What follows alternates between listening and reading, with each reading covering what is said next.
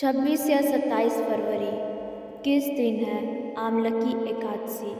जाने तिथि, शुभ मुहूर्त और धार्मिक महत्व। हिंदू धर्म में एकादशी तिथि को अत्यंत पवित्र और फलदायी माना गया है। फागुन माह के शुक्ल पक्ष की एकादशी को आमलकी एकादशी के रूप में मनाया जाता है। इस दिन भगवान विष्णु और माता लक्ष्मी की विधि पूर्वक पूजा की जाती है। साथ ही आंवले के वृक्ष का पूजन भी विशेष रूप से किया जाता है। धार्मिक मान्यताओं के अनुसार आमलकी एकादशी का व्रत रखने से भगवान विष्णु की कृपा प्राप्त होती है और जीवन में सुख समृद्धि आती है। शास्त्रों में उल्लेख है कि इस तिथि पर किए गए पुण्य कर्मों का फल कई गुना बढ़ जाता है। विशेष रूप से दान पुण्य, जरूरतमंदों को भोजन कराना और सेवा कार्य करने से पापों का क्षय होता है और सकारात्मक फल प्राप्त होते हैं। आइए जानते हैं कि आमलकी एकादशी की तिथि, महत्व, पूजा का शुभ मुहूर्त। आमलकी एकादशी 2026 कब है? फागुन मास के शुक्ल पक्ष की एकादशी आरंभ 27 फरवरी 2026 तड़के 12:33 से शुरू। फागुन मास के शुक्ल पक्ष की एकादशी समाप्त 27 फरवरी 2026 की रात 10:32 पर।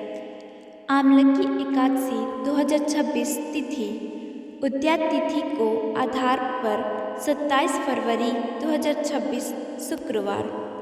पारण का समय, पंचांग के अनुसार आमलकी एकादशी व्रत का पारण 28 फरवरी 2026 शनिवार को प्रातःकाल 6:47 से 9:06 के बीच कर सकते हैं।